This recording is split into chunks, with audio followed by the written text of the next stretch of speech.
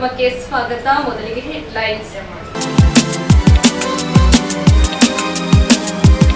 ಕುಶಾಲನಗರ ಪಟ್ಟಣದ ಪ್ರವಾಸಿ ಮಂದಿರದಲ್ಲಿ ಶಿವರಾಮೇಗೌಡರ ಬಣದ ಕರ್ನಾಟಕ ರಕ್ಷಣಾ ವೇದಿಕೆಯ ಕೊಡಗು ಜಿಲ್ಲಾ ಘಟಕದ ಪದಾಧಿಕಾರಿಗಳ ಆಯ್ಕೆ ನಡೆಯಿತು. ಮಂಡ್ಯ ಜಿಲ್ಲಾ ಸಹಕಾರಿ ಮುದ್ರಣ ಮತ್ತು ಪ್ರಕಾಶನಾಲಯ ನಿಯಮಿತ ನೂತನ ನಿರ್ದೇಶಕರಾಗಿ ಮಂಜುಳಾ ಕೃಷ್ಣೇಗೌಡ ವಿರುದ್ಧವಾಗಿ ಆಯ್ಕೆಯಾಗಿದ್ದಾರೆ. ಹಾಸನ ಜಿಲ್ಲೆ ಬೇಲೂರಿನಲ್ಲಿ ತ್ರೈಮಾಸಿಕ ಪ್ರಗತಿ ಪರಿಶೀಲನಾ ಸಭೆ ಶಾಸಕರಾದ ಎಚ್.ಕೆ. ಸುರೇಶ್ ಅವರ ನೇತೃತ್ವದಲ್ಲಿ ನಡೆಯಿತು.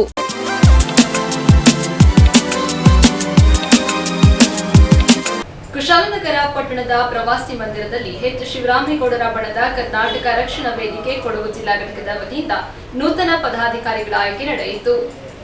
ಎಚ್. ಶಿವರಾಮೇಗೌಡ ನೇತೃತ್ವದ ಕರ್ನಾಟಕ ರಕ್ಷಣಾ ವೇದಿಕೆಯ ನೂತನ ಪದಾಧಿಕಾರಿಗಳ ಪದಗ್ರಹಣ ಹಾಗೂ ಪಕ್ಷ ಸೇರ್ಪಡೆ ಕಾರ್ಯಕ್ರಮ ಜಿಲ್ಲಾಧ್ಯಕ್ಷರಾದ ಬಿ.ಎ. ದಿನೇಶ್ ಅಧ್ಯಕ್ಷತೆಯಲ್ಲಿ ಕುಶಾಲನಗರ ಪ್ರವಾಸಿ ಮಂದಿರದಲ್ಲಿ ನಡೆಯಿತು.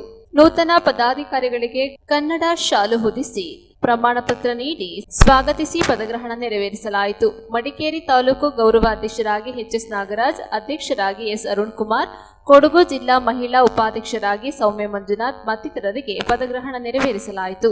ಇದೇ ಸಂದರ್ಭ ಜಿಲ್ಲಾಧ್ಯಕ್ಷರ ನೇತೃತ್ವದಲ್ಲಿ 25 ಮಂದಿ ಕರವಿಗೆ ಸೇರ್ಪಡೆಯಾದರು. ಇದೇ ಸಂದರ್ಭ ಜಿಲ್ಲಾ ಸಂಚಾಲಕ ಗೋವಿಂದರಾಜ್ ದಾಸ್, ಜಿಲ್ಲಾ ಗೌರವಾಧ್ಯಕ್ಷ ಕೆ. ಚಂದ್ರು, ಜಿಲ್ಲಾ ಗೌರವಾಧ್ಯಕ್ಷರಾದ ಕೆ. ಚಂದ್ರು, ಉಪಾಧ್ಯಕ್ಷರಾದ ವಿ.ಎಸ್. ರಾಜಶೇಖರ್, ಜಿಲ್ಲಾ ಮಹಿಳಾ ಘಟಕದ ಅಧ್ಯಕ್ಷೆ ಜಯಶ್ರೀ ಮುರುಗೇಶ್, ಉಪಾಧ್ಯಕ್ಷರಾದ ಸರಳ ರಾಮಣ್ಣ, ಕುಶಾಲನಗರ ತಾಲೂಕು ಅಧ್ಯಕ್ಷರಾದ ಕೆ.ಎಸ್. ಶಿವು, ಗೌರವ ಅಧ್ಯಕ್ಷರಾದ ಪ್ರಕಾಶ್ ಪುಟ್ಟ ಸೇರಿದಂತೆ ವಿವಿಧ ಘಟಕಗಳ ಪದಾಧಿಕಾರಿಗಳು ಇದ್ದರು. ಕರ್ನಾಟಕ ರಕ್ಷಣಾ ವೇದಿಕೆ ಕೊಡಗು ಜಿಲ್ಲೆ ಇವತ್ತು ನಾವು ಮಡಿಕೇರಿ ಜಿಲ್ಲೆಯ ತಾಲೂಕು ಅಧ್ಯಕ್ಷರಾಗಿ ಸರ್ವಾನುಮತದಿಂದ ಎಲ್ಲರ ಮತವನ್ನು ತಗೊಂಡು ಅವ್ರನ್ನ ಮಡಿಕೇರಿ ತಾಲೂಕು ಅಧ್ಯಕ್ಷರಾಗಿ ಆಯ್ಕೆ ಮಾಡಿದ್ದೀವಿ. ಅರುಣ್ ಅಂದ್ಬಿಟ್ಟು ಇನ್ನು ಮುಂದೆ ಅವರು ಮಡಿಕೇರಿಲಿ ಎಲ್ಲ ಕಾರ್ಯಕ್ರಮಗಳು ಕನ್ನಡದ ಹೋರಾಟ, ನೆಲ ಜಲ ಯಾವುದು ಧಕ್ಕೆ ಬರದೆ ಹೋರಾಟ ಮಾಡ್ತಾರೆ. ಅದೇ ರೀತಿ ನಮ್ಮ ಮಡಿಕೇರಿ ಜಿಲ್ಲಾ ಉಪಾಧ್ಯಕ್ಷೆಯಾಗಿ ಸೌಮ್ಯ ಅವ್ರನ್ನ ಆಯ್ಕೆ ಮಾಡಿದ್ದೀವಿ. ಅದೇ ರೀತಿ ನಮ್ಮ ಗೌರವಾಧ್ಯಕ್ಷರಾಗಿ ನಾಗರಾಜ್ ಅವ್ರನ್ನ ಆಯ್ಕೆ ಮಾಡಿದ್ದೀವಿ. ಇನ್ನು ಮುಂದೆ ಅವರು ಮಡಿಕೇರಿ ಜಿಲ್ಲೆಯಲ್ಲಿ ಕಾರ್ಯನಿರ್ವಹಿಸ್ತಾರೆ. ಹಾಗೂ ನಾವು ಎಲ್ಲ ನಮ್ಮ ಕರವೇ ಬಂಧು ಮಿತ್ರರಿಗೆ, ನಾನು ನಮ್ಮ ಪತ್ರಕರ್ತ ಮಿತ್ರರಿಗೆ ಅಭಿನಂದನೆ ಸಲ್ಲಿಸ್ತಾ ಇದ್ದೀನಿ. ಕ್ರಮಗಳಲ್ಲಿ ನಡೆಸಬೇಕಾಗುತ್ತೆ. ಹೊರಗಲವಣೆಯನ್ನು ನಾವು ಕಲಿಸಬೇಕಾಗಿಲ್ಲ. ನಮ್ಮ ಸಂಘಟನೆಯಲ್ಲಿರುವಂಥವರ ಮಕ್ಕಳುಗಳು ಅಥವಾ ಶಾಲಾ ಮಕ್ಕಳುಗಳು ಆಯಾಯ ತಾಲೂಕಿಗೆ ಸಂಬಂಧಪಟ್ಟಂಥ ಅಧ್ಯಕ್ಷರುಗಳು ನಾವು ಜಿಲ್ಲಾ ಮಟ್ಟದವರು ಹೋಗಿ ಅಲ್ಲಿ ಅವ್ರನ್ನ ಸಮಿತಿಯನ್ನು ನಿಯಮ ಮಾಡಿ ಬರ್ತೀವಿ. ಅವರು ಅಲ್ಲಿ ಕಾರ್ಯಕ್ರಮಕ್ಕೆ ರೆಡಿಯಾಗಿ ಬರಬೇಕು, ತಯಾರಾಗಿ. ನಾವು ಕೂಡ ಜಿಲ್ಲಾ ಮಟ್ಟದಲ್ಲಿ ಸಾಂಸ್ಕೃತಿಕ ಕಾರ್ಯಕ್ರಮವನ್ನು ವಿಧಿಸ್ತೀವಿ. ಆವಾಗ ರಾಜ್ಯ ಮಟ್ಟದಿಂದ ಯಾರನ್ನಾದ್ರು ಕರೆಸಿದಾಗ ಅಥವಾ ಇಲ್ಲೇ ಜಿಲ್ಲಾ ಮಟ್ಟದಲ್ಲಿ ದೊಡ್ಡ ಕಾರ್ಯಕ್ರಮ ನಡೆದಾಗ ನಮ್ಮ ಜಲ, ನೆಲ, ಕನ್ನಡ, ಸಂಸ್ಕೃತಿ ಇದರ ಜೊತೆಗೆ ಕಲೆನೂ ಕೂಡ ಬೆಳೀಬೇಕು. ಆ ಕಲೆನೂ ಕೂಡ ನಾವೆಲ್ಲರೂ ಸೇರಿ ಬೆಳೆಸಬೇಕು. ಅದಕ್ಕೆ ನಮ್ಮ ಎಲ್ಲರೂ ಕೂಡ ಸಹಕಾರವನ್ನು ನೀಡಬೇಕು ಅಂತ ಹೇಳ್ತಾ ಅವಕಾಶ ಕೊಟ್ಟಿರ್ತೀನಿ. ಎಲ್ಲರೂ ಗ್ರಾಮಕ್ಕೆ ಎಷ್ಟು ಖುಷಿ ಬರ್ತಾರೆ ಗೊತ್ತಾ? ಒಂದು ಪುಸ್ತಕ ಇದು ಅದು ಏನೂ ಆಗಲಿಲ್ಲ ಅಂದರೆ ಕಿತ್ತೂರು ರಾಣಿ ಚೆನ್ನಮ್ಮ ಅದಕ್ಕೆ ಹೋಗುವ ಅಥವಾ ಬೇರೆಯವ್ರಿಗೆ ಒಂದು ವಿಷಯ ಕಟ್ಬಿಟ್ಟು ನಿಮ್ಗೆ ಎಷ್ಟಾಗುತ್ತೆ ಒಂದು ಮೂಮೆಂಟ್ ಕಟ್ಟಿಕೊಡ್ಲಿಕ್ಕೆ ಒಂದು ಅದು ಎಷ್ಟಿರ್ಬೋದು 100-150 ರೂಪಾಯಿ 3 ಪ್ರೈಸ್ ಕೊಟ್ಬಿಟ್ಟು ಶಿಕ್ಷಕರ ಜೊತೆ ನೀವು ಹೋಗ್ಕೊಂಡು ಕೂತ್ಕೊಂಡು ಕನ್ನಡ ಪಾಠ ಇಟ್ಕೊಂಡು ಕನ್ನಡಕ್ಕೆ ಹೋರಾಡಿದಂಥವ್ರು, ಕನ್ನಡ ಉಳಿಸ್ತಕ್ಕಂಥವ್ರು ಅಥವಾ ಗೋವಿಂದ ತಗೊಳ್ಳಿ, ಅರವಿಂದ ತಗೊಳ್ಳಿ, ಜ್ಞಾನಪೀಠ ಪ್ರಶಸ್ತಿ ಪುರಸ್ಕೃತರ ಹೆಸರುಗಳನ್ನ ತಗೊಳ್ಳಿ, ಅವ್ರಿಗೊಂದು ಪ್ರೈಸ್ ಕೊಟ್ಬಿಟ್ಟು ಹೇಳಿದ್ರೆ ನಿಮ್ಗೆ ಹೋಗ್ಬೇಕಾದ್ರೆ ಆ ಶಾಲೆಗಳಲ್ಲಿ ಎಷ್ಟು ಚಂದ ಕಾಣ್ತಾರೆ ಹೇಳಿ, ಎಷ್ಟು ಚಂದ ಕಾಣ್ತಾರೆ. ಅದಕ್ಕೆ ಸರ್ ಬನ್ನಿ, ಏನು ಕರವೇ ಅಂದರೆ ಏನು, ಇದ್ರ ಇತಿಹಾಸ ಏನು ಮಾಡಬೇಕು ಅಂತ ಕರವೇ ಬರೆದು ಕೊಟ್ಟಿಲ್ಲ ನಿಮಗೆ. ಕರವೇ ಮುಂದುವರ್ಸ್ಕೊಂಡು ಲೀಡರ್ಶಿಪ್ನ ನೀವು ತಗೊಂಡೋಗ್ತಕ್ಕಂಥದ್ದು ಪ್ರತಿಯೊಂದು ಹೊಣೆಗಾರಿಕೆಯನ್ನು ನಿಮಗೆ ಕೊಟ್ಟಿದ್ದಾರೆ. ನಮ್ಮ ಜಿಲ್ಲಾಧ್ಯಕ್ಷರು ಯಾವಾಗ ಮಧ್ಯರಾತ್ರಿಗಳಿದ್ದರೂ ಕೂಡ ನೀವು ಮಾಡ್ತಾರೆ. ಎಷ್ಟು ಸ್ವತಂತ್ರ ಕೊಟ್ಟಿದ್ದಾರೆ ಅಂದರೆ ನಮ್ಮ ಆಯ್ಕೆ ಮಾಡಿದ್ರು ಎಲ್ಲೂ ಒಂದು ಯಾಕೆ ಹೀಗೆ ಮಾಡಿದ್ರೆ, ಏನು ಮಾಡಿದ್ರೆ ಅಂತ ಕೇಳಿಲ್ಲ. ವರದಿ ಕೇಳ್ತಾರೆ ಏನಾಯಿತು ಅಂತ ಹೇಳಿ ಮನೆ ಮಡಿಕೇರಿಗೆ ಹೋಗಿ ಬಂದಾಗ ತುಂಬ ಖುಷಿ ಕೊಟ್ಟರು. ಅಣ್ಣ ಅವ್ರನ್ನೆಲ್ಲ ನಾವು ನೋಡಿದ್ದೀವಿ, ಇಂಥವ್ರು ನಡ್ಕೊಂಡು ಬಂದಾಗ ನಮ್ಮ ಕರವೇ ಸಾಕು ಅಂತ ಖುಷಿ ಕೊಟ್ಟು ಬತ್ತಿದ್ದಂಗೆ ನಮಗೆಲ್ಲ ಒಳ್ಳೆ ಊಟ ಹಾಕಿ ಕರೆದು ಕೊಟ್ಟು ಮೇಡಮ್ ಫೋಟೋದಲ್ಲಿ ನೋಡಿ ಬತ್ತಿದ್ದಂಗೆ ನೋಡಿ ಅವ್ರ ಜ್ಞಾನಶಕ್ತಿ ನೋಡಿ. ಅದು ಯಾವತ್ತೂ ಧಕ್ಕೆ ಬರದಾಗೆ ಪ್ರತಿಯೊಬ್ಬರನ್ನ ಒಳ್ಳೆ ರೀತಿಯಲ್ಲಿ ಗಣತಿಟ್ಕೊಂಡು ಅಡ್ಜಸ್ಟ್ಮೆಂಟ್ ಮಾಡಿದ್ರೆ ಅವ್ರಿಗೆ ನಾವು ಅವ್ರಿಗೆ ನಾವೇ ಮಾಡಿಕೊಂಡು ಯಾವುದೇ ಒಂದು ಬಂದಿಲ್ಲ ನಮಗೆ ಒಂದು ಏನೋ ಹೆಚ್ಚು ಮೇಲೆ ನಾವು ಹೊಟ್ಟೆಗೆ ಹಾಕ್ಕೊಂಡು ಅಥವಾ ನಾವೇ ಹೇಳೋದು ಅವರು ಅದನ್ನ ತಿಳ್ಕೊಂಡು ಮುಂದಿನ ನಮ್ಮ ನಮ್ದು ಇದು ಮಾಡ್ಕೊಂಡು ಸ್ಟೇಟ್ ಕಮಿಟಿ ಅಧ್ಯಕ್ಷ ಮುಂದಿನ ತಿಂಗಳಲ್ಲಿ ಬರಬೇಕಂತ ಒಂದು ಅಧ್ಯಕ್ಷ ಹೇಳಿದ್ದಾರೆ. ಅವ್ರು ಬರಬೇಕು. ನಾವು ಇಡೀ ಕೊಡಗು ಜಿಲ್ಲೆಯಲ್ಲಿ ಕರ್ನಾಟಕದ ನಂಬರ್ 1 ಮಾಡಿ ತೋರಿಸ್ಬೇಕಂತ ಒಂದು ಜಿಲ್ಲೆನ ಅಷ್ಟೇ ಹೇಳಲಿಕ್ಕೆ ಒಂದು ಬಯಸ್ತೀನಿ. ನಮ್ಮ ಸಂಘಟನೆಯಲ್ಲಿ ಯಾರೇ ಬಂದು ಸೇರಿಸ್ಕೊಳ್ಳೋಣ ಅವ್ರದ್ದು. ಯಾಕಂದರೆ ಬ್ಯಾಕ್ಗ್ರೌಂಡಲ್ಲಿ ಒಂದು ಒಳ್ಳೆಯ ವ್ಯಕ್ತಿನ ತೊಗೊಂಡ್ರೆ ನಮಗೂ ಗೌರವ, ನಮ್ಮ ಸಂಘಟನೆಗೂ ಗೌರವ ಅಂತ ಹೇಳಿ ಬಯಸ್ತೀನಿ.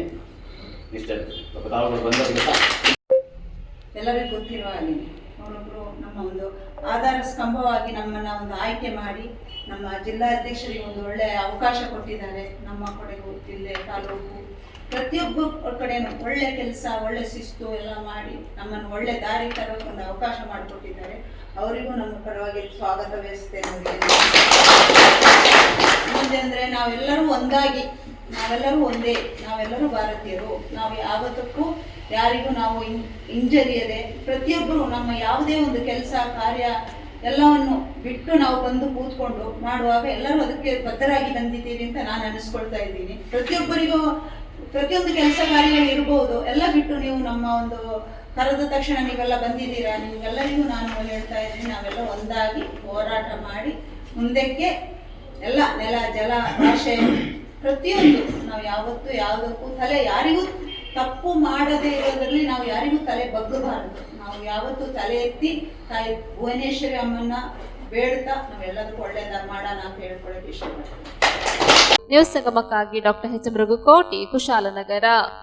ಕುಶಾಲನಗರ ಪಟ್ಟಣದ ಮಹಾಲಕ್ಷ್ಮಿ ಸಭಾಂಗಣದಲ್ಲಿ ಶ್ರೀ ಧರ್ಮಸ್ಥಳ ಮಂಜುನಾಥೇಶ್ವರ ಪ್ರಕೃತಿ ಚಿಕಿತ್ಸಾ ಮತ್ತು ಯೋಗ ವಿಜ್ಞಾನಗಳ ಮಹಾವಿದ್ಯಾಲಯ ವತಿಯಿಂದ ರಾಷ್ಟ್ರೀಯ ಪ್ರಕೃತಿ ಚಿಕಿತ್ಸಾ ಶಿಬಿರ ಹಮ್ಮಿಕೊಳ್ಳಲಾಗಿತ್ತು. ಶ್ರೀ ಕ್ಷೇತ್ರ ಧರ್ಮಸ್ಥಳ ಮಂಜುನಾಥೇಶ್ವರ ಪ್ರಕೃತಿ ಚಿಕಿತ್ಸಾ ಮತ್ತು ಯೋಗ ವಿಜ್ಞಾನಗಳ ಮಹಾವಿದ್ಯಾಲಯದ ವತಿಯಿಂದ 8ನೇ ರಾಷ್ಟ್ರೀಯ ಪ್ರಕೃತಿ ಚಿಕಿತ್ಸಾ ದಿನಾಚರಣೆ ಅಂಗವಾಗಿ ಕುಶಾಲನಗರದಲ್ಲಿ ಪ್ರಕೃತಿ ಚಿಕಿತ್ಸೆ ಮಾಹಿತಿ ಮತ್ತು ಶಿಬಿರ ನಡೆಯಿತು. ಶ್ರೀ ಕ್ಷೇತ್ರ ಧರ್ಮಸ್ಥಳ ಗ್ರಾಮಾಭಿವೃದ್ಧಿ ಯೋಜನೆ ಆಶ್ರಯದಲ್ಲಿ ಕುಶಾಲನಗರ ಮಹಾಲಕ್ಷ್ಮಿ ರೆಸಿಡೆನ್ಸಿ ಸಭಾಂಗಣದಲ್ಲಿ ನಡೆದ ಶಿಬಿರಕ್ಕೆ ಕರ್ನಾಟಕ ಜನಜಾಗೃತಿ ವೇದಿಕೆಯ ಕೊಡಗು ಜಿಲ್ಲಾ ಸದಸ್ಯರು ಹಾಗೂ ಉದ್ಯಮಿಯಾದ ಕೆಎಸ್ ರಾಜಶೇಖರ್ ಚಾಲನೆ ನೀಡಿದರು. ಪ್ರಕೃತಿ ಚಿಕಿತ್ಸಾ ಕೇಂದ್ರದ ಡಾಕ್ಟರ್ ಅನನ್ಯ ಅವರು ಪ್ರಸಕ್ತ ಪರಿಸ್ಥಿತಿಯಲ್ಲಿ ಮಾನವನ ಜೀವನ ಆಹಾರ ಪದ್ಧತಿ ಬದಲಾವಣೆಯ ಬಗ್ಗೆ ಮಾಹಿತಿ ನೀಡಿ ಪ್ರತಿಯೊಬ್ಬರು ತಮ್ಮ ಆರೋಗ್ಯದ ಬಗ್ಗೆ ಕಾಳಜಿ ಹೊಂದಬೇಕಾಗಿದೆ ಎಂದು ಸಲಹೆ ನೀಡಿದರು. ಆಹಾರ ಪದ್ಧತಿ ಬದಲಾದಂತೆ ಆರೋಗ್ಯದ ಮೇಲೆ ಪ್ರತಿಕೂಲ ಪರಿಣಾಮ ಉಂಟಾಗುತ್ತದೆ ಎಂದು ತಿಳಿಸಿದ ಡಾಕ್ಟರ್ ಅನನ್ಯ, ಪ್ರತಿಯೊಬ್ಬರೂ ಒತ್ತಡದ ನಡುವೆ ಬದುಕು ಸಾಗಿಸುವ ಪರಿಸ್ಥಿತಿ ಎದುರಾಗಿದೆ ಎಂದರು. ನವೆಂಬರ್ 18ರಂದು ರಾಷ್ಟ್ರೀಯ ಪ್ರಕೃತಿ ಚಿಕಿತ್ಸಾ ದಿನಾಚರಣೆ ಅಂಗವಾಗಿ ಕೊಡಗು ಜಿಲ್ಲೆ ಸೇರಿದಂತೆ ರಾಜ್ಯದ ಎಲ್ಲೆಡೆ ಪ್ರಕೃತಿ ಚಿಕಿತ್ಸೆ ಮಾಹಿತಿ ಶಿಬಿರ ಹಮ್ಮಿಕೊಳ್ಳಲಾಗಿದೆ ಎಂದರು. ಜನಜಾಗೃತಿ ವೇದಿಕೆಯ ಕೊಡಗು ಜಿಲ್ಲಾ ಸದಸ್ಯರು ಹಾಗೂ ತಾಲೂಕು ಕಾರ್ಯನಿರತ ಪತ್ರಕರ್ತರ ಸಂಘದ ಅಧ್ಯಕ್ಷ ಎಂಎನ್ ಚಂದ್ರಮೋಹನ್ ಅವರ ಅಧ್ಯಕ್ಷತೆಯಲ್ಲಿ ನಡೆದ ಕಾರ್ಯಕ್ರಮದಲ್ಲಿ ಶ್ರೀ ಧರ್ಮಸ್ಥಳ ಕ್ಷೇತ್ರ ಗ್ರಾಮಾಭಿವೃದ್ಧಿ ಯೋಜನೆಯ ಯೋಜನಾಧಿಕಾರಿ ಹನುಮಂತಪ್ಪ ಅಂಗಡಿ, ಮೇಲ್ವಿಚಾರಕರಾದ ನಾಗರಾಜ್, ಸೇವಾ ಪ್ರತಿನಿಧಿಗಳು ಮತ್ತು ವಿವಿಧ ಸಂಘ ಸಂಸ್ಥೆಯ ಪ್ರಮುಖರು ಪಾಲ್ಗೊಂಡಿದ್ದರು. ಅವಕಾಶಗಳನ್ನು ಕಲ್ಪಿಸಿಕೊಡ್ತಾ ಇದ್ದಾರೆ. ಹಾಗಾಗಿ SBDRDP ಹಾಗೂ ಜನಜಾಗೃತಿ ವೇದಿಕೆ ಎಲ್ಲ ಗಣ್ಯರಿಗೆ ಪ್ರಪ್ರಥಮವಾಗಿ ನನ್ನ ಧನ್ಯವಾದಗಳನ್ನು ಸಮರ್ಪಿಸ್ತಾ ಇದ್ದೇನೆ. ಇವತ್ತು ಪ್ರಕೃತಿ ಚಿಕಿತ್ಸೆ ಅಂದ್ರೆ ಏನು, ಅದರ ಮೂಲಕ ನಮ್ಮ ಆರೋಗ್ಯವನ್ನ ಹೇಗೆ ಕಾಪಾಡ್ಕೊಳ್ಬೇಕು ಅನ್ನೋದನ್ನ ನಾವು ಡಿಸ್ಕಸ್ ಮಾಡೋಣ. ಆಗ್ಬೋದಾ? ನಾನು ಮಾತಾಡೋದಲ್ಲ, ನಾನು ನೀವು ಜೊತೆಗೆ ಸೇರಿ ಸಂವಾದ ಅಥವಾ ಚರ್ಚೆ ಮಾಡೋಣ. ಆಗ್ಬೋದಲ್ವಾ? ನಮ್ಮ ಜೀವನದಲ್ಲಿ ನಾವು ಖುಷಿಯಾಗಿರ್ಬೇಕು ಅಂದ್ರೆ ಏನಿರ್ಬೇಕು ಹೇಳಿ? ಆರೋಗ್ಯ ಇರ್ಬೇಕು ಅಲ್ವಾ? ಒಂದು ಊರಲ್ಲಿ ಒಬ್ಬ ಬಡವ ಇರ್ತಾನೆ, ತುಂಬಾ ಬಡವ. ಅವನಿಗೆ 3 ಹೊತ್ತು ಊಟ ಮಾಡ್ಲಿಕ್ಕೂ ಅವನ ಹತ್ರ ಹಣ ಇರುವುದಿಲ್ಲ, ಹಣಕಾಸು ಇರುವುದಿಲ್ಲ. ಅವನೇನ್ ಮಾಡ್ತಾನೆ, ಒಂದು ದಿನ ನನ್ನ ಕಷ್ಟಗಳೆಲ್ಲ ಪರಿಹಾರ ಆಗ್ಬೇಕು ಅಂತ ಹೇಳಿ ಭಗವಂತನ ನಾಮಸ್ಮರಣೆಯನ್ನ ಪ್ರಾರಂಭ ಮಾಡ್ತಾನೆ. ಕಠಿಣವಾದ ತಪಸ್ಸನ್ನ ಮಾಡ್ತಾನೆ. ಭಗವಂತ ಅವನಿಗೆ ಒಲಿತಾರೆ. ಒಂದು ನಿನಗೇನ್ ಬರಬೇಕು ಅಂತ ಬಡವನ ಹತ್ರ ಕೇಳ್ತಾನೆ. ಆಗ ಬಡವ ಹೇಳ್ತಾನೆ, ನಂಗೆ ಆನೆ ಭಾಗ್ಯ ಕೊಡಿ ಅಂತ. ಏನ್ ಕೇಳ್ತಾನೆ? ಆನೆ ಭಾಗ್ಯ. ಆಗ ಭಗವಂತ ಹೇಳ್ತಾನಂತೆ, ನೀನು ಒಬ್ಬ ಇರುದು, ನಿನಗೆ 3 ಹೊತ್ತು ಊಟಕ್ಕೆ ಗತಿ ಇಲ್ಲ, ಆನೆಯನ್ನು ಕೇಳ್ತಾ ಇದೆಯಲ್ಲ, ಹೇಗೆ ಸಾಕ್ತೀಯಾ, ಏನ್ ಮಾಡ್ತೀಯಾ ಅಂತ. ಆಗ ಬಡವ ಹೇಳ್ತಾನೆ, ಆನೆ ಅಂದ್ರೆ ಆನೆ ಅನ್ನುವ ಪ್ರಾಣಿ ಅಲ್ಲ, ಮತ್ತೇನೋ ಆರೋಗ್ಯ ಮತ್ತೆ ನೆಮ್ಮದಿ. ಆರೋಗ್ಯ ಮತ್ತೆ ನೆಮ್ಮದಿ ಕೊಡಿ ನನಗೆ, ಅದೆರಡು ಇದ್ರೆ ನಾನು ತುಂಬಾ ಖುಷಿಯಾಗಿರ್ತೇನೆ ಅಂತ. ನಮ್ಮ ಜೀವನದಲ್ಲೂ ಅಷ್ಟೇ, ನಾವು ಎಷ್ಟೇ ಕೆಲಸ ಕಾರ್ಯಗಳಿಗೆ ಹೋಗ್ಲಿ, ಬೇರೆ ಏನೇ ದುಡ್ಡು ಸಂಪಾದನೆ ಮಾಡಲಿ, ಆಸ್ತಿ ಬಂಗಲೆ ಮನೆ ಇದೇನು ಮಾಡಿಕೊಂಡ್ರು ಕೂಡ ನಮ್ಮಲ್ಲಿ ಆರೋಗ್ಯ ಮತ್ತೆ ನೆಮ್ಮದಿ ಇಲ್ಲ ಅಂತ ಹೇಳಿ ಆದ್ರೆ ನಾವು ಏನ್ ಮಾಡಿದ್ರು ಪ್ರಯೋಜನ ಇಲ್ಲ.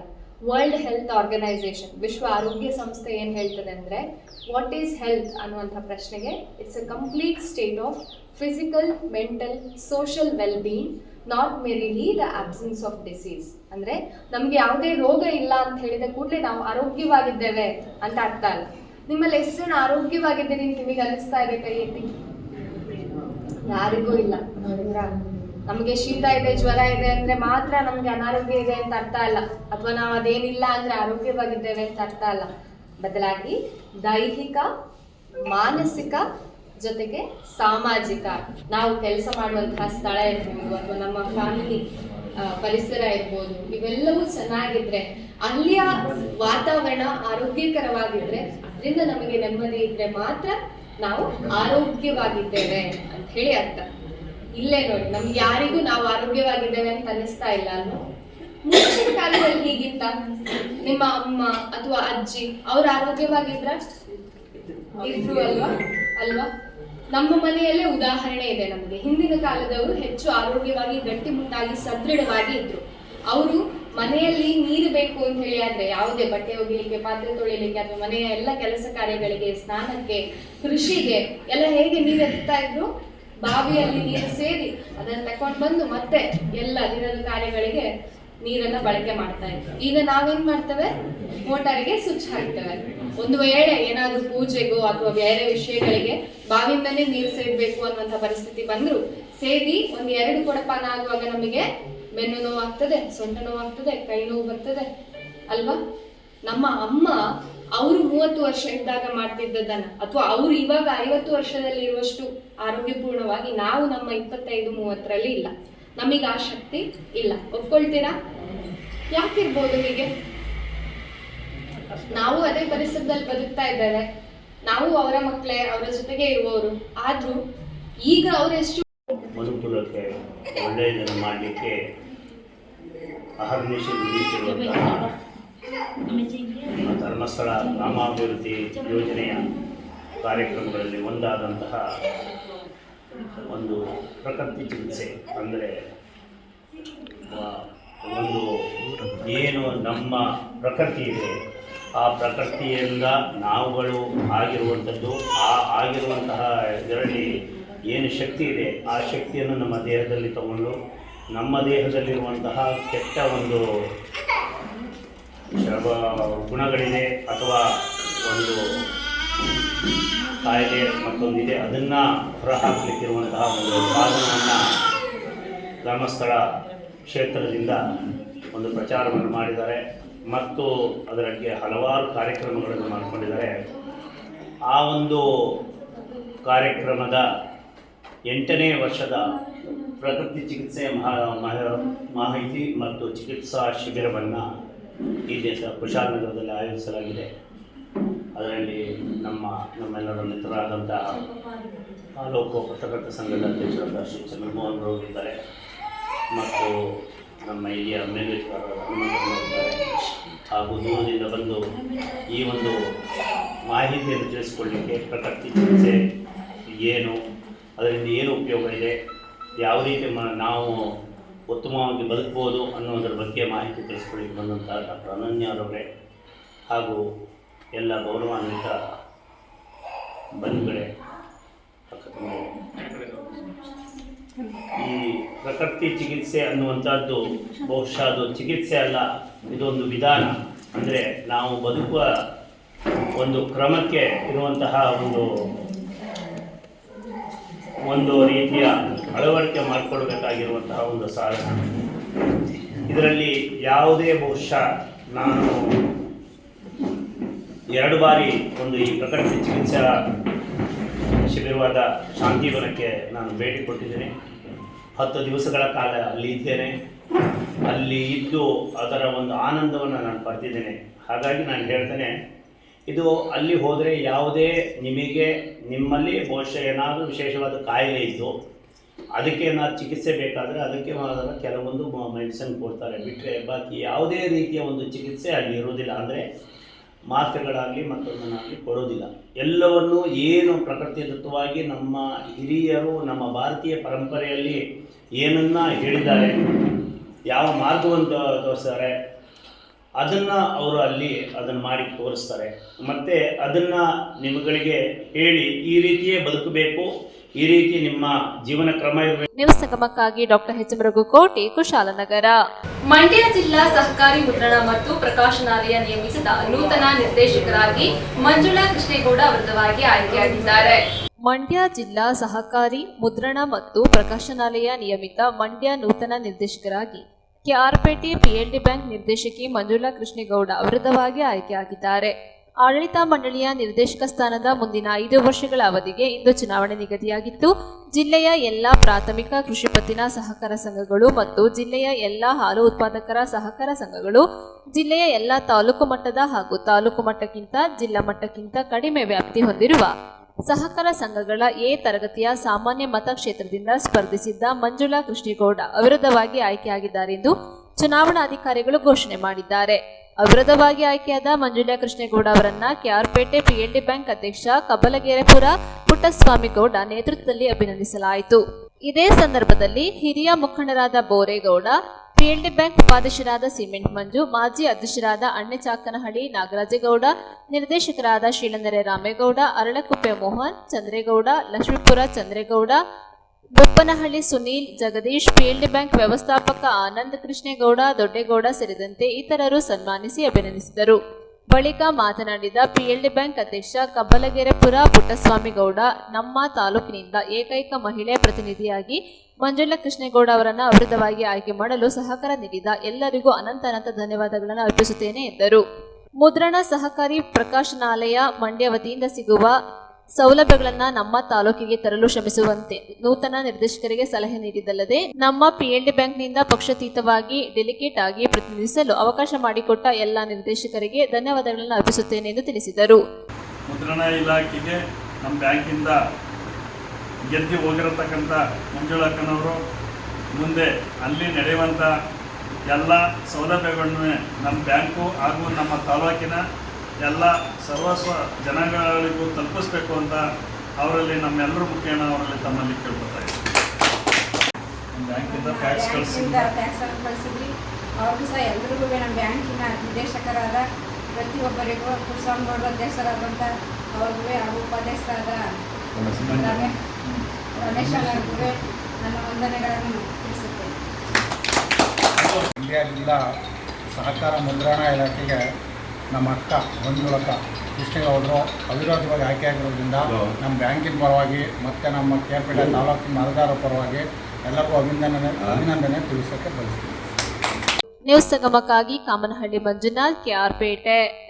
ಸೋಮವಾರಪೇಟೆ ತಾಲೂಕು ಸರ್ಕಾರಿ ಹಿರಿಯ ಪ್ರಾಥಮಿಕ ಶಾಲೆ ಗೋಣಿಮರೂರಿನಲ್ಲಿ 16 ವರ್ಷ ಸೇವೆ ಸಲ್ಲಿಸಿ ವರ್ಗಾವಣೆಗೊಂಡ ಶಿಕ್ಷಕರಾದ ಎಚ್.ಎಸ್. ರಾಜಪ್ಪ ಅವರನ್ನ ಆತ್ಮೀಯವಾಗಿ ಬೀಳ್ಕೊಡಲಾಯಿತು. ಸತತವಾಗಿ 16 ವರ್ಷಗಳ ಸೇವೆಯನ್ನು ಸಲ್ಲಿಸಿ ವರ್ಗಾವಣೆಗೊಂಡ ಶಿಕ್ಷಕರಾದ ಶ್ರೀಯುತ ಎಚ್.ಎಸ್. ರಾಜಪ್ಪ ಅವರಿಗೆ ಸರ್ಕಾರಿ ಹಿರಿಯ ಪ್ರಾಥಮಿಕ ಶಾಲೆ ಗೋಣಿಮರೂರಿನಲ್ಲಿ ಬೀಳ್ಕೊಡುಗೆ ಕಾರ್ಯಕ್ರಮವನ್ನು ಹಮ್ಮಿಕೊಳ್ಳಲಾಗಿತ್ತು. ಅಲ್ಲಿನ ಎಸ್ಟಿಎಂಸಿ ಅಧ್ಯಕ್ಷರು, ಪದಾಧಿಕಾರಿಗಳು, ಶಿಕ್ಷಕರಿಂದ ಊರಿನ ಗಣ್ಯ ವ್ಯಕ್ತಿಗಳು ಮತ್ತು ಗ್ರಾಮಸ್ಥರು ಅದ್ದೂರಿಯಾಗಿ ಹಮ್ಮಿಕೊಂಡಿದ್ದರು. ಸಮಾರಂಭದಲ್ಲಿ ಗೋಣಿಮರೂರು ಗ್ರಾಮದ ನಿವೃತ್ತ ಪ್ರಾಂಶುಪಾಲರಾದ ಶ್ರೀಯುತ ನಿಂಗರಾಜುರವರು, ಕಾಫಿ ಬೆಳೆಗಾರರಾದ ಶ್ರೀ ಧರ್ಮಪ್ಪನವರು, ರಾಜ್ಯ ಎಸ್ಟಿಎಂಸಿ ಸಮನ್ವಯ ವೇದಿಕೆ ನಿಕಟಪೂರ್ವ ಅಧ್ಯಕ್ಷರಾದ ಸಿದ್ದಲಿಂಗಪ್ಪನವರು, ಹಳೆ ವಿದ್ಯಾರ್ಥಿಗಳ ಸಂಘದ ಅಧ್ಯಕ್ಷರಾದ ಸುರೇಂದ್ರ, ರಾಜೇಂದ್ರ, ಭರತ್, ಕೆಂಪರಾಜು, ರಮೇಶ್, ಕುಮಾರ್, ತಾರಣ್ಯ, ಶ್ಯಾಮಲಾ ಉಪಸ್ಥಿತರಿದ್ದರು. ಇದೇ ಸಂದರ್ಭ ಶುಭ ಹಾರೈಸಲು ವೇದಿಕೆಗೆ ಆಗಮಿಸಿದ ಕರ್ನಾಟಕ ರಾಜ್ಯ ಪ್ರಾಥಮಿಕ ಶಾಲಾ ಶಿಕ್ಷಕರ ಸಂಘದ ಪ್ರಧಾನ ಕಾರ್ಯದರ್ಶಿಗಳಾದ ಚೇತನ್, ರಾಜ್ಯ ಉಪಾಧ್ಯಕ್ಷರಾದ ಮಂಜುನಾಥ್, ಕೊಡಗು ಜಿಲ್ಲಾ ಅಧ್ಯಕ್ಷರಾದ ಪ್ರಸನ್ನ, ತಾಲೂಕು ಅಧ್ಯಕ್ಷರಾದ ಟಿ.ಕೆ. ಬಸವರಾಜ್ ಹಾಗೂ ಮಾಜಿ ಜಿಲ್ಲಾ ಪಂಚಾಯತ್ ಸದಸ್ಯರಾದ ಶ್ರೀನಿವಾಸ್ ಸೇರಿದಂತೆ ಸಮಸ್ತ ಶಿಕ್ಷಕರ ಪರವಾಗಿ ಶ್ರೀ ರಾಜಪ್ಪನವರನ್ನ ಕರ್ನಾಟಕ ರಾಜ್ಯ ಪ್ರಾಥಮಿಕ ಶಾಲಾ ಶಿಕ್ಷಕರ ಕೇಂದ್ರ ಸಂಘಕ್ಕೆ ಸಹ ಕಾರ್ಯದರ್ಶಿ ಸ್ಥಾನಕ್ಕೆ ನೇಮಕ ಮಾಡಿರುವ ಆದೇಶ ಪತ್ರವನ್ನು ನೀಡಿ ಗೌರವಿಸಿದರು. ಸಮಾರಂಭದಲ್ಲಿ ಗ್ರಾಮ ಪಂಚಾಯಿತಿ ಅಧ್ಯಕ್ಷರಾದ ಪ್ರೇಮ ಹಾಗೂ ಆಡಳಿತ ಮಂಡಳಿಯ ಸರ್ವ ಸದಸ್ಯರು, ಸಿಬ್ಬಂದಿ ವರ್ಗದವರು, ಶಿಕ್ಷಕರ ವರ್ಗದವರಾದ ಸುನೀತಾ, ಸಂತೋಷ್, ಸುಜಾತ, ಐಶ್ವರ್ಯ, ಶಾಲಾ ವಿದ್ಯಾರ್ಥಿಗಳು, ಪ್ರೌಢಶಾಲಾ ಶಿಕ್ಷಕರು, ನಿವೃತ್ತ ಮುಖ್ಯ ಶಿಕ್ಷಕರಾದ ಪುಟ್ಟಲಕ್ಷ್ಮಿ, ವಸಂತ ಹಾಗೂ ಶಿಕ್ಷಕರಾದ ಜಮ್ಶೀದ್ ಖಾನ್, ಚಿನ್ನಪ್ಪ ಹಾಗೂ ಕ್ಲಸ್ಟರ್ ವಿವಿಧ ಶಾಲೆಯ ಶಿಕ್ಷಕರು ಉಪಸ್ಥಿತರಿದ್ದರು. ಇದೇ ಸಂದರ್ಭ ಶಾಲಾ ಶಿಕ್ಷಕರು ಮತ್ತು ಎಸ್ಟಿಎಂಸಿ ವತಿಯಿಂದ ಬೆಳ್ಳಿ ಕಟ್ಟಿನ ಚಿನ್ನದ ನಾಣ್ಯದ ಪದಕ ನೀಡಿ ಸನ್ಮಾನಿಸಲಾಯಿತು. ನ್ಯೂಸ್ ಸಂಗಮಕ್ಕಾಗಿ ವಂಶಿಹಾನಿ, ಕುಶಾಲನಗರ. ಹಾಸನ ಜಿಲ್ಲೆ ಬೇಲೂರಿನಲ್ಲಿ ತ್ರೈಮಾಸಿಕ ಪ್ರಗತಿ ಪರಿಶೀಲನಾ ಸಭೆ ಶಾಸಕರಾದ ಎಚ್.ಕೆ. ಸುರೇಶ್ ಅವರ ನೇತೃತ್ವದಲ್ಲಿ ನಡೆಯಿತು. ಹಾಸನ ಜಿಲ್ಲೆ ಬೇಲೂರಿನಲ್ಲಿ ನಡೆದ ಕರ್ನಾಟಕ ತ್ರೈಮಾಸಿಕ ಪ್ರಗತಿ ಪರಿಶೀಲನಾ ಸಭೆಯಲ್ಲಿ ಸರ್ಕಾರಿ ನಾಮನಿರ್ದೇಶನ ಸದಸ್ಯರ ಹಾಗೂ ಶಾಸಕರ ನಡುವೆ ಭಾರಿ ವಾಗ್ವಾದ ನಡೆಯಿತು. ವಿದ್ಯುತ್ ಇಲಾಖೆಗೆ ಸಂಬಂಧಿಸಿದ ವಿಷಯ ಕುರಿತು ಮಾತನಾಡುತ್ತಿದ್ದ ಶಾಸಕ ಎಚ್.ಕೆ. ಸುರೇಶ್ ಅವರು, ಕೆಲವರು ನಾನೇ ಕೆಲಸ ಮಾಡಿಸಿಕೊಂಡು ಬಂದಿದ್ದು ಎಂದು ಕೈ ಎತ್ತಿ ಹೇಳುತ್ತಿದ್ದಾರೆ. ಮುಖ್ಯಮಂತ್ರಿ ವಿದ್ಯುತ್ ಇಲಾಖೆ ಮಂತ್ರಿ ಬಳಿ ಹೋಗದೆ ನಾನೇ ಅಧಿಕಾರಿಗಳ ಬಳಿ ಕೆಲಸ ಮಾಡಿಸಿದ್ದೇನೆಂದು ಬೀಗುತ್ತಿದ್ದಾರೆ. ನಾನೆಷ್ಟು ಸರಿ ವಿದ್ಯುತ್ ಇಲಾಖೆ ಸಚಿವ ಜಾರ್ಜ್ ಅವರಲ್ಲಿ ಹೋಗಿದ್ದೇನೆ ಎಂಬುದು ಅವರಿಗೆ ಗೊತ್ತಿಲ್ಲ ಎಂದು ಹೇಳಿದರು. ಇದರಿಂದ ಆಕ್ರೋಶಗೊಂಡ ನಾಮನಿರ್ದೇಶನ ಸದಸ್ಯರಾದ ಆನಂದಮೂರ್ತಿ, ಶಾಸಕರು ಮಾಜಿ ಸಚಿವ ಬಿ ಶಿವರಾಮ್ ಅವರ ಬಗ್ಗೆ ಅವಹೇಳನವಾಗಿ ಮಾತನಾಡುವುದನ್ನು ಖಂಡಿಸುತ್ತೇನೆ, ಹೇಳಿಕೆ ವಾಪಸ್ ಪಡೆಯಬೇಕು ಎಂದರು. ಈ ವೇಳೆ ಶಾಸಕ ಎಚ್ ಕೆ ಸುರೇಶ್ ಹಾಗೂ ಕೆಡಿಪಿ ಸದಸ್ಯರಾದ ಆನಂದಮೂರ್ತಿ ಸೇರಿದಂತೆ ಚೇತನ್, ನಂದೇಶ್, ಜ್ಯೋತಿ, ನವೀನ್, ಪರಮೇಶ್, ಸುಹೀದ್ ಪಾಷಾ ಇವರುಗಳ ನಡುವೆ ಕೂಗಾಟ, ಆರ್ಭಟ, ಆಕ್ರೋಶದ ಮಾತುಗಳು ಹೊರಬಂದವು. ಒಂದು ಹಂತದಲ್ಲಿ ಶಾಸಕರು ಕೊಳವೆ ಬಾವಿಯಲ್ಲಿ 50,000 ಲಂಚ ಪಡೆದಿದ್ದೀರಾ ಎಂದು ಕೆಡಿಪಿ ಸದಸ್ಯರ ಮೇಲೆ ಆರೋಪ ಮಾಡಿದ್ದರಿಂದ ವಾಗ್ವಾದ ಇನ್ನಷ್ಟು ಹೆಚ್ಚಾಯಿತು. ನಂತರ ಆರೋಪ ಪ್ರತ್ಯಾರೋಪ ಮಾಡುತ್ತಲೇ ಅಬಕಾರಿ ಇಲಾಖೆಯ ವಿಷಯದ ಮೇಲೆ ಚರ್ಚೆ ನಡೆಸಲು ಮುಂದಾದರು. ಅಬಕಾರಿ ಇನ್ಸ್ಪೆಕ್ಟರ್ ಸಮರ್ಪಕ ಕೆಲಸ ನಿರ್ವಹಣೆ ಮಾಡುತ್ತಿಲ್ಲ, ಬಾರ್ಗಳಲ್ಲಿ ಮದ್ಯವನ್ನ ನಿಗದಿತ ಬೆಲೆಗಿಂತ ಹೆಚ್ಚು ಬೆಲೆಗೆ ಮಾರಾಟ ಮಾಡುತ್ತಿದ್ದರು, ಕಣ್ಣು ಮುಚ್ಚಿ ಕುಳಿತಿದ್ದಾರೆ. ಸಿಎಲ್ 2 ಬಾರುಗಳಲ್ಲೂ ಅಕ್ರಮ ನಡೆಯುತ್ತಿದೆ ಎಂದು ಕೆಡಿಪಿ ಸದಸ್ಯ ಚೇತನ್ ಹಾಗೂ ಇತರರು ಆರೋಪಿಸಿದರು. ಆರೋಪಕ್ಕೆ ಸ್ಪಷ್ಟನೆ ನೀಡಲಿತ್ತು ಎನಿಸಿದ ಅಬಕಾರಿ ಇನ್ಸ್ಪೆಕ್ಟರ್ ನಾನು ಸರಿಯಾಗಿ ಕೆಲಸ ಮಾಡಿದ್ದೇನೆ ಎಂದರು. ಇದನ್ನು ಒಪ್ಪದ ಕೆಡಿಪಿ ಸದಸ್ಯರು ಸಭೆಯಲ್ಲಿ ಮದ್ಯದ ಬಾಟಲಿ ಹಾಗೂ ಬಿಲ್ಲು ಪ್ರದರ್ಶಿಸಿ ಕ್ರಮ ಕೈಗೊಳ್ಳುವಂತೆ ಶಾಸಕರಲ್ಲಿ ಒತ್ತಾಯಿಸಿದರು. ಚರ್ಚೆ ನಂತರ ತನಿಖೆ ನಡೆಸಿ ಕ್ರಮ ಕೈಗೊಳ್ಳಲು ಸಭೆಯಲ್ಲಿ ನಿರ್ಣಯ ಕೈಗೊಳ್ಳಲಾಯಿತು. ಯಾರೇ ಆಗಲಿ ಔಟ್ ಆಫ್ ದಿ ಪತ್ರಿಕಾ ನಮ್ಮ ಪತ್ರಿಕಾ ಮಿತ್ರರು ಬರೆದಿದ್ದು ಇದು ನನ್ನ ಸಾಧನೆ ಅಂತಕ್ಕಂಥ ಈ ಶೇಪಲ್ಲಿ ಇರ್ತಾ ಇದೆ. ಇದು ಸಿದ್ದರಾಮಯ್ಯನ ಸಾಧನೆ ಅಲ್ಲ, ಜಾರ್ಜ್ ಅವ್ರ ಸಾಧನೆ ಅಲ್ಲ, ಇದು ನನ್ನ ಸಾಧನೆ. ಬಹುಶಃ 2006 ನಂತರ ರಾಷ್ಟ್ರಪತಿ ಆಡಳಿತ ಕರ್ನಾಟಕ ರಾಜ್ಯದಲ್ಲಿ ಬಂದಿಲ್ಲ. ಸಾಂವಿಧಾನಿಕವಾಗಿ ಈ ರಾಜ್ಯದಲ್ಲಿ ಯಾರು ಮುಖ್ಯಮಂತ್ರಿ ಇರ್ತಾರೆ ಅವರೇ ಸುಪ್ರೀಂ, ಇಲಾಖಾ ಸಚಿವರು ಯಾರು ಇರ್ತಾರೆ ಅವರೇ ಸುಪ್ರೀಂ, ಅವರ ಕೆಳಗಡೆ ಅಧಿಕಾರಿಗಳು ಕೆಲಸ ಮಾಡ್ತಕ್ಕಂಥದ್ದು ಸಂವಿಧಾನಿಕವಾದಂಥ ಇದೆ. ಬಹುಶಃ ಸಿದ್ದರಾಮಯ್ಯನವರು ಕೇಳಲ್ಲ, ನಾನು ಜಾರ್ಜನ್ ಕೇಳಿಲ್ಲ, ನಾನು ಅಧಿಕಾರಿಗಳ ಹತ್ರ ಮಾಡಿಸಿದ್ದೀನಿ ಅಂದರು. ಅಧಿಕಾರಿಗಳ ಹತ್ರ ಮಾಡಿಸೋದು ಯಾವಾಗ ಅಂದರೆ ರಾಷ್ಟ್ರಪತಿ ಆಡಳಿತ ಬಂದಾಗ ಮಾತ್ರ ಅವ್ರಿಗೆ ಸಂಪೂರ್ಣ ಅಧಿಕಾರ ಇರುತ್ತೆ ಅಂತ ನನಗೊಂಚೂರು ಅಲ್ಪ ಸ್ವಲ್ಪ, ಅಷ್ಟೊಂದೇನು ನನ್ನ ಜ್ಞಾನಿ ಅಲ್ಲ, ಅಷ್ಟೊಂದೇನು ಗೊತ್ತೂ ಇಲ್ಲ, ಈಗಿಲ್ಲ. ಇದು ಒಂದು ನಿಮ್ಮ ಗಮನದಲ್ಲಿ ನೀವು ಎಕ್ಸಿಕ್ಯೂಟಿವ್ ಇರಲ್ಲ, ಇನ್ಚಾರ್ಜ್ ನಡಿಬೇಕು ಅಂದ್ರೆ ಮೇಡಮ್ ಜಾಗ ಯಾರು ಕೊಡ್ಬೇಕು? ತಹಸೀಲ್ದಾರ್ ಪ್ರಸ್ತಾವನೆ ಇದೆಯಾ? ಇಲ್ಲ ಪ್ರಸ್ತಾವನೆ ಇಲ್ಲ. ಕೆವಿ ಸಲುವಾಗಿ ಚೆಸ್ಕಾಂ ಸಲುವಾಗಿ ಜಾಗ ಪ್ರಸ್ತಾವನೆ ರೈತ ಸಂಪರ್ಕ ಸಭೆಯಲ್ಲೂ ಬಂದಿತ್ತು. ಆಮೇಲೆ ಮಾನ್ಯ ಶಾಸಕರು ಫೋನ್ ಮಾಡಿ ಹೇಳಿದ್ರು, ನಾನು AW ಜೊತೆ ಮಾತಾಡಿದ್ದೀನಿ, ನಿಮಗೆ ಯಾವ ಭೂಮಿ ಸುಟೇಬಲ್ ಆಗ್ಬೋದು ಅಲ್ಲಿ ಫಾರ್ಮ್ ಅಪ್ಡೇಟ್ ಆಗಿದ್ದಾವೆ, ಅವನ್ನ ಹುಡುಕಿ ನಮಗೆ ತೋರಿಸಿ, ಅಲ್ಲಿ ಬೇರೆ ಯಾವುದೋ ಜಾಗ ಪ್ರಸ್ತಾವನೆ ಸಲ್ಲಿಸಲಾಗಿದ್ರೆ ನಾನು ಸಲ್ಲಿಸ್ಕೊಡ್ತೀನಿ ಅಂತ ಅವಾಗಲೇ ಹೇಳಿದ್ದೆ. ಆಮೇಲೆ ಕಳೆದ ವಾರ ಒಬ್ಬ ಅಫ್ಸರ್ ಬಂದಿದ್ರು, ಅವರು ಹೇಳಿದ್ದೆ ಸಮಸ್ಯೆ ಆಗ್ತಿರೋದು ಇಲ್ಲಿ ಸರ್. ಅವರು ಒಬ್ಬರು ಎಕ್ಸಿಕ್ಯೂಟಿವ್ ಇಂಜಿನಿಯರ್ ಡೆಸಿಗ್ನೇಟೆಡ್ ಬರ್ತಾ ಇಲ್ಲ, ಇನ್ಚಾರ್ಜ್ ಬರ್ತಾರೆ, ಈ ಮೀಟಿಂಗ್ ಒಬ್ರು ಬರ್ತಾರೆ, ನೆಕ್ಸ್ಟ್ ಮೀಟಿಂಗ್ ಒಬ್ರು ಬರ್ತಾರೆ, ಚರ್ಚೆ ಆಗ್ತಾ ಇಲ್ಲ. ಅವ್ರಿಗೆ ನಾನು ಲಾಸ್ಟ್ ಕಳೆದ ಯಾರೋ ಯಜಮಾನ್ರು ಒಬ್ರು ಬಂದಿದ್ರು, ಏಜೆಡ್ ಪರ್ಸನ್, ಬಹುಶಃ ಅವ್ರು ರಿಟೈರ್ಡ್ ಅನ್ಸಲ್ ಇದ್ರು ಅನ್ಸುತ್ತೆ. ನಾನು ಅವ್ರಿಗೆ ಹೇಳಿದೆ, ಸರ್ ದಯಮಾಡಿ ನಮ್ಮನ್ನು ಸಂಪರ್ಕ ಮಾಡಿ, ಶಾಸಕರು ಬರ್ಲಿ.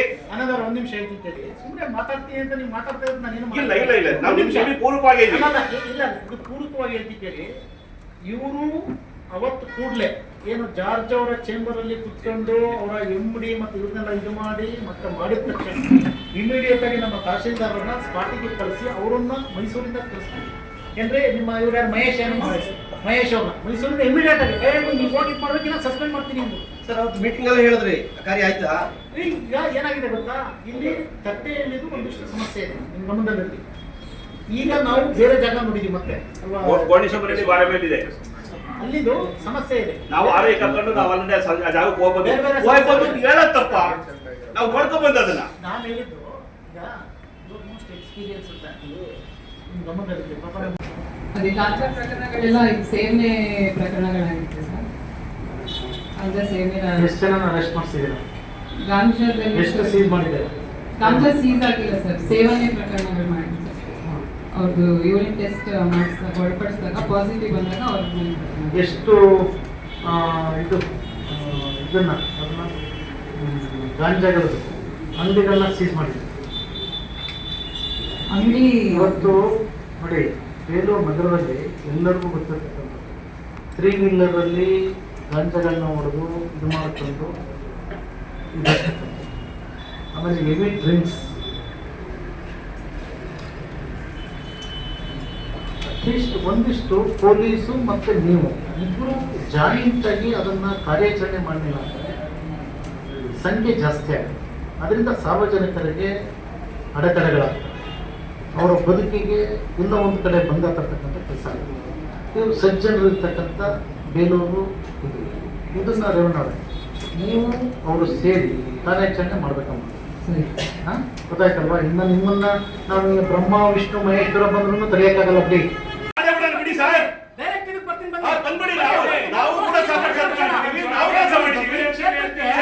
ನಾವು ಎಷ್ಟು ಕೋಟಿ ಅನುದಾನ ತಂದಿದ್ದೀವಿ, ಬೇರೆ ತಾಲೂಕಿಗೆ ನಾವು ಬಿಡುಗಡೆ ಮಾಡ್ತೀವಿ.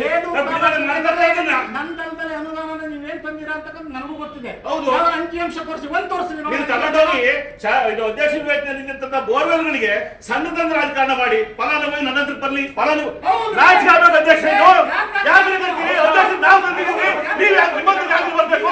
ಸರ್ಕಾರ ನಮ್ದಿದೆ, ಅಧ್ಯಕ್ಷನ ಬಂದಿದ್ದಾರೆ, ವಿವೇಚನೆ ನಾವು ತರ್ತೀವಿ. ಹಕ್ಕುಬದ್ಧ ನಿಮ್ಗೆ ಎಷ್ಟಿದೆ, ನಿಮ್ಮ ಶಾಸನಬದ್ಧ ಹಕ್ಕು. ಈಗ ನೋಡಿ, ವೀರಶೈವ ಅಭಿವೃದ್ಧಿ ನಿಗಮ 4 ಬೋರ್ವೆಲ್ ಕೊಟ್ಟಾರೆ, ನಿಮ್ ಶಾಸನಬದ್ಧ ಹಕ್ಕು ಕ್ಲೋಸ್. ನಾವು ಅಧ್ಯಕ್ಷ ತಂದಿದ್ದೀವಿ, ಅದು ನಮ್ಮ ಹಕ್ಕು. ಆ ಹಕ್ಕನ್ನ ನಾವು ಪ್ರತಿಪಾದನೆ ಮಾಡ್ತೀವಿ. ನಾವು ಇಲ್ಲ ನೋ ಅಧ್ಯಕ್ಷರೇ, ನೀವು ನೋಡಿ, ನಾವು ತಂದಿರೋ ಕೆಲಸಗಳಿಗೆ ನೀವು ತಡೆ ಕೊಡ್ಬೋದು. ನೀವು ನಾನು ಇಲ್ಲಿ ಶಾಸನನ ರಚನೆ ಮಾಡ್ತಕ್ಕಂಥದ್ದು, ಇದು ಮಾಡ್ತಕ್ಕಂಥ ರಚನೆ ಅಲ್ಲ, ಶಾಸನಬದ್ಧ ಹಕ್ಕಿದೆ. ಹಕ್ಕನ್ನ ರಚನೆ ಮಾಡ್ತಕ್ಕಂಥದ್ದು ನನಗೆ ಕೊಟ್ಟಿದ್ದಾರೆ, ನಾನು ಅದನ್ನ ಮಾಡ್ತೀನಿ. ಮಾಡಿ ಶಾಸನಬದ್ಧ ಹಕ್ಕು 4 ಅಧ್ಯಕ್ಷ ನಾವು ಕೊಟ್ಟಿರೋದು ಜವಾಬ್ದಾರಿ. ನೀವು ಹೆಸರು ತಗೊಂಡ್ಬಂದು ತಾವು ಅಸಮರ್ಥ ಅಂತ ಪ್ರೂವ್ ಮಾಡಿದ್ರಿ. ನೀವು ಆ ಮನುಷ್ಯ ಮಾಡಿದಾರೆ ಕೆಲಸನ ಮಾಡಿದ್ದಾರೆ ನಾಳೆ ಮಾಡ್ತಾರೆ. ಅವರು ಏನ್ ಗೊತ್ತಾ, ಅದೇ ಹೇಳ್ತಾರಲ್ಲ ಸರ್, ಅವ್ರು ಹಿಡಿದ ಕೆಲಸ ಮಾಡಲ್ಲ ಸರ್.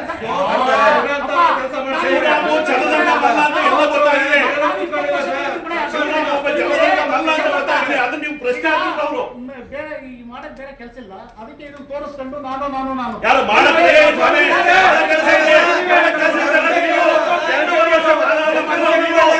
ಎರಡೂವರೆ ವರ್ಷ ಮಾಡೋ ಕೆಲಸ ಕಾಲಹರಣ ಮಾಡಿದ್ರೆ ನೀವು, 2.5 ವರ್ಷ ಕೆಲಸ ಮಾಡಿದ್ರೆ ಕಾಲಹರಣ ಮಾಡಿದ್ರೆ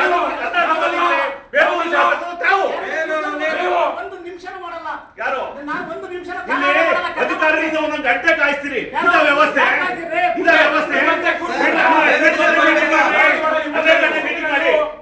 ಒಂದು ಅಧಿಕಾರಿಗೆ 1 ಗಂಟೆ ಆ ಕಚೇರಿನಲ್ಲಿಂದ ಹೋದ್ರೆ ಸಾರ್ವಜನಿಕ ತೊಂದರೆ ಆಯ್ತು. ದಯವಿಟ್ಟು ಮನಗಾಣ್ರಿ ಅದನ್ನ. ಅದಕ್ಕೆ ಸಭೆ ಮಾಡ್ತಾ ಇರೋದು ಇದು.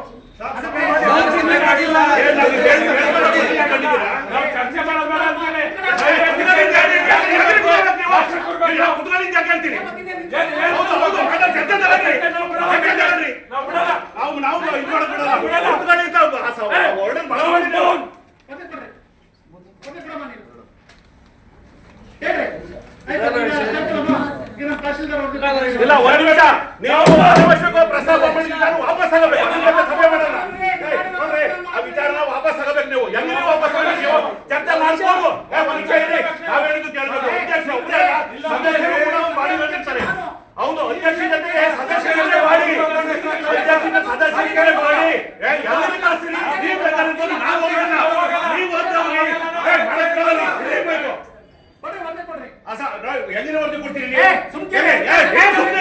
ನೀವು ಸುಮ್ಮನೆ ನಮಗೂ ಅಷ್ಟೇ ಗೊತ್ತಿದೆ. ಹೋಗಿ 50,000 ರೂಪಾಯಿ ಬರ್ಬಲ್ಲಿ ದುಡ್ಡು ಇಸ್ಕೊಂಡಿರ ನಿಮಗಿದೆಯಾ?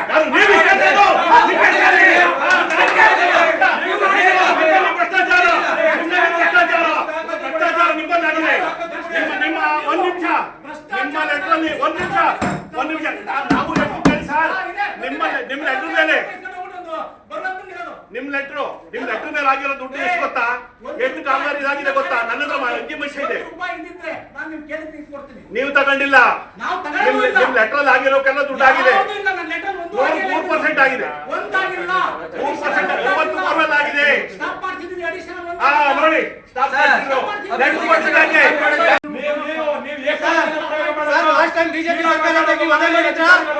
ಲಾಸ್ಟ್ ಟೈಮ್ ಸರ್ಕಾರ ಬಿಜೆಪಿ ನೀವು ಅದೇ ಮಾಡಿದ್ರೆ ಅದಕ್ಕೆ ಅದೇ ಹೇಳ್ತಾ ಇದ್ದೀನಿ. 5 ವರ್ಷ ಲಿಂಗೇಶಣ್ಣ ಇದಾಗಿದ್ರು, ಒಂದು ದಿವಸ ನಾವು ಅಡೆತಡೆ ಮಾಡಲಿಲ್ಲ. ನಮ್ಮ ಉಸ್ತುವಾರಿ ಸಚಿವರು ಬಂದ್ರು ಶಾಸಕರ ಬಗ್ಗೆ ಗೌರವದಿಂದ ನಡ್ಕೊಳ್ಳೋ ತನಕ ಮಾಡಿದ್ರು. ನೀವು ಏನಿಲ್ಲ ಗೇನಿಲ್ಲ ಗೆತ್ತಿಲ್ಲ, ನಂದು ನಂದು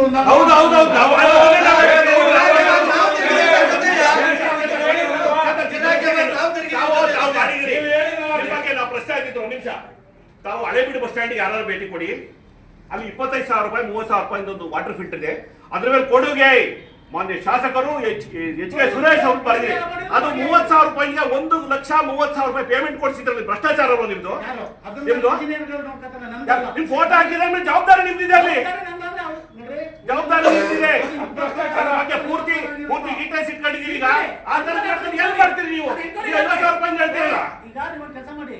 ಜವಾಬ್ದಾರಿ ನಿಮ್ಗೆ. ಸರ್, 5 ಲಕ್ಷ ರೂಪಾಯಿ ಒಂದು ಹಳ್ಳಿ ರಸ್ತೆ ಕೊಟ್ಟ ಮೇಲೆ ಸೌಜನ್ಯಕರ ರಸ್ತೆ ಆಗಿದೆಯೋ ಅಧಿಕಾರಿಗಳು ತಿಂದವರು ನೋಡೋ ಜವಾಬ್ದಾರಿ ಯಾರು? ನೋಡಿದ್ದೀನಿ. ನೀವು ನೋಡಿದ್ರೆ ಹೋಗಿ ಹಳೆಬೀಡು ಬಸ್ ಸ್ಟ್ಯಾಂಡ್ ಹೋಗಿ, ಹಳೆಬೀಡು ಬಸ್ ಸ್ಟ್ಯಾಂಡ್ ದಯಮಾಡಿ ತಾವು ಹೋಗಿ ನೋಡಿದ್ದೀನಿ. PRD ನೋಡಿದ್ದೀನಿ ನಾನು. ನೀರು ಸಾರ್ವಜನಿಕರಿಗೆ ಆರೋಗ್ಯ ಸುಧಾರಣೆಗೆ 30,000 ರೂಪಾಯಿ 1,30,000ಕ್ಕೆ 1,30,000 ರೂಪಾಯಿ 30,000 ರೂಪಾಯಿ 1,30,000 ಪೇಮೆಂಟ್ ಆಗಿದೆ. 1,30,000 ಪೇಮೆಂಟ್ ಆಗಿದೆ. 1,30,000 ಆಗಿದ್ರೆ 1,30,000 ಕೆಲಸ ಆಗಿರುತ್ತೆ. ಅದಾಗಿದ್ರೆ ನಾವು ಸಾರ್ವಜನಿಕ ರಾಜಕಾರಣದ ನಿಮ್ ಸವಾಲೇನು? ಅಧಿಕಾರ ತಪ್ಪ ನಿಮ್ ಸವಾಲೇನು? ಒಂದೇ ಮತ್ತ 1 ರೂಪಾಯಿ ಇದಾಗಿದ್ರು ನಾನೇ ಲೋಕಾಯುಕ್ತಕ್ಕೆ ಹಾಕ್ತೀನಿ. ಲೋಕಾಯುಕ್ತಕ್ಕೆ ಹಾಕದ್ ಬೇಡ ಸರ್, ನಿಮ್ ಜವಾಬ್ದಾರಿ ಏನ್ ಸರ್? ಲೋಕಾಯುಕ್ತ ನಾವು ಹಾಕ್ತೀವಿ, ನಮ್ಮ ಜವಾಬ್ದಾರಿ, ನಿಮ್ಮ ಜವಾಬ್ದಾರಿ, ಶಾಸನಬದ್ಧ ಹಕ್ಕುಗಳ ತಮ್ಮ ಜವಾಬ್ದಾರಿ ಏನು? ನನ್ನ ಜವಾಬ್ದಾರಿ ಏನು ಅಂದ್ರೆ ಅದೇನಾರ ಲೋಪ ಆಗಿದ್ರೆ ಅದಕ್ಕೆ ಶಿಕ್ಷೆ ಕೊಡ್ಸಕ್ಕೆ. ನಿಮ್ ಫೋಟೋ ಇದೆ ಸ್ವಾಮಿ, ಅದು ನಿಮ್ ನಾಚಿಕೆ ಪಟ್ಕೊಂಡಂತ ವಿಚಾರ. ನಾವು ಬಂದಾಗ ಶಾಸಕರು ನೋಡಿದ್ರೆ ನಿಮ್ಮನ್ನೇ ಭ್ರಷ್ಟಾಚಾರ, ನಿಮ್ಮ ಫೋಟೋ ಕೆಳಗಡೆ ಭ್ರಷ್ಟಾಚಾರ. ಏನಿದು ವ್ಯವಸ್ಥೆ? ಅದನ್ನ ಇಲಾಖೆ ನಿರ್ವಹಣೆ ಮಾಡಿರುತ್ತೆ. ಅದ್ರಲ್ಲೇನೋ ಏರುಪೇರಿದ್ರೆ ಇಲಾಖೆಯವರು ಒಂದ್ 4 ರ್ಯಾಂಡಮ್ ಚೆಕ್ ಮಾಡಿ ಗುರುಗಳೇ. ನಾವೀಗ ಐಟಮ್ ವೈಸ್ ಹೇಳಿದ್ದು ಯಾಕೆ ಅಂದ್ರೆ ಕಾಮಗಾರಿಗಳ ಪಟ್ಟಿ ತಗೊಂಡು ನಾನೇ ಕೊಡಕ್ಕೆ ಹೇಳಿದ್ನಲ್ಲ. ನೀವು ಒಂದ್ ಕೇಳಿದ್ರಿ, ನೀವು ಒಂದ್ ಇಲಾಖೆಗೆ ಹೇಳಿದ್ರಿ, ನಾನು ಎಲ್ಲ ಇಲಾಖೆಯವರು ಕೇಳಕ್ಕೆ ಮಾಡಿದ್ದು. ಬಟ್ ಸಿಂಗಲ್ ಲೈನ್ ಆನ್ಸರ್ ಆದಂತ ಟೈಮ್ ಡ್ರ್ಯಾಗ್ ಆಗಲ್ಲ, ಒಂದೇ ಉದ್ದೇಶದಿಂದ ಹೋಗ್ಕೊಂಡಿದ್ವಿ. ಅದರಿಂದ ದಯಮಾಡಿ ಅಸಂಬದ್ಧವಾದ ವಿಚಾರಗಳನ್ನ ತಾವು ಚರ್ಚೆ ಮಾಡ್ಕೊಂಡು ಮೀಟಿಂಗ್ ಅಲ್ಲಿ ಎಷ್ಟಿದೆ ಅಷ್ಟೇ ಮಾಡ್ಬೇಕು. ಆ ಇಲಾಖೆ ಬಂದಾಗ ಅದನ್ನ ಸಮರ್ಪಕವಾಗಿ ಉತ್ತರ ಕೊಡೋದು, ಉತ್ತರ ತಗೊಳ್ಳೋದು ನನ್ನ ಕರ್ತವ್ಯ. ಉತ್ತರ ಅಧಿಕಾರಿಗಳಿಗೆ ನಾವು ಕೊಡೋದು.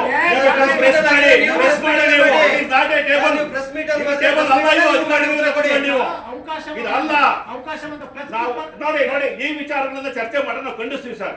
ನೀವು ಖಂಡಿಸೋದು ನಮ್ದೇನು ಅಭ್ಯಂತರ ಇಲ್ಲ. ಹೌದು, ನಾವು ಖಂಡಿಸ್ತೀವಿ. ಹೌದು, ಅದೇ ತರ ಮುಂದುವರೆದ್ರೆ ಸಭೆ ನಡೆಯಕ್ ಬಿಡೋದಿಲ್ಲ. ಸಭೆ ನಡೆಸೋದು ಬಿಡೋದು ನನಗೆ ಬಿಟ್ಟಿರೋದು. ಅಯ್ಯೋ, ನಾವು ಸಾಧ್ಯ ಇಲ್ಲ, ನಮ್ಮ ಹಕ್ಕಿನ ಸ್ವಾಮಿ. ನಮ್ಮನ್ನ ಆಯೋಗ ಮಾಡಿದ್ರೆ ಯಾರು? ಸರ್ಕಾರನೇ ನಮ್ಗೆ ಕಳಿಸಿರೋದು. ಸರ್ಕಾರ ಕೇಳ್ಕೊಳ್ಳಿ. ಇಲ್ಲಿ ಈ ಸಭೆ ಅಧ್ಯಕ್ಷ ನಾನು. ಸಭೆ ನಡಿಬೇಕು ಬಿಡಬೇಕು ಅನ್ನೋ ತೀರ್ಮಾನ ನಾವ್ಯಾರು? ಯಾರು? ನಾವು ಸದಸ್ಯರುಗಳು. ನೀವು ಕೂತಿರ್ತೀರಿ, ಕ್ವಶನ್ ಮಾಡಿ. ಬೇರೆ ಮಾತಾಡಕ್ಕೆ ಪ್ರಶ್ನೆ ಮಾಡ್ತಿರೋದು ನಾವು. ಬೇರೆ ವ್ಯಕ್ತಿನ ಇಲ್ಲಿ ತರಬೇಡಿ ಅಂತ ಬೇರೆ ವ್ಯಕ್ತಿ ಬಂದಾಗ ಅದನ್ನ ಮಾಹಿತಿ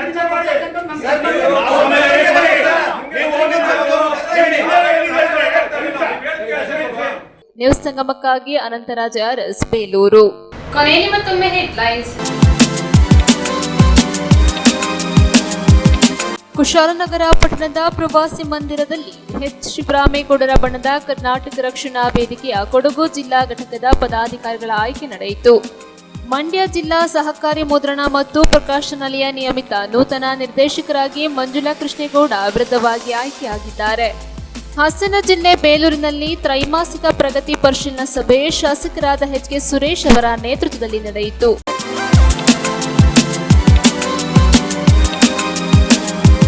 ಈಗ ನ್ಯೂಸ್ ಸಂಗಮ ಮುಕ್ತಾಯವಾಯಿತು. ಸುದ್ದಿ ಮಾಹಿತಿ ಮನೋರಂಜನೆಗಾಗಿ ನೋಡ್ತಾ ಇರಿ ಸಂಗಮ ಟಿವಿ. ವಂದನೆಗಳೊಂದಿಗೆ ಸುಪ್ರೀತಾ ಎಲ್ಲೆಲ್.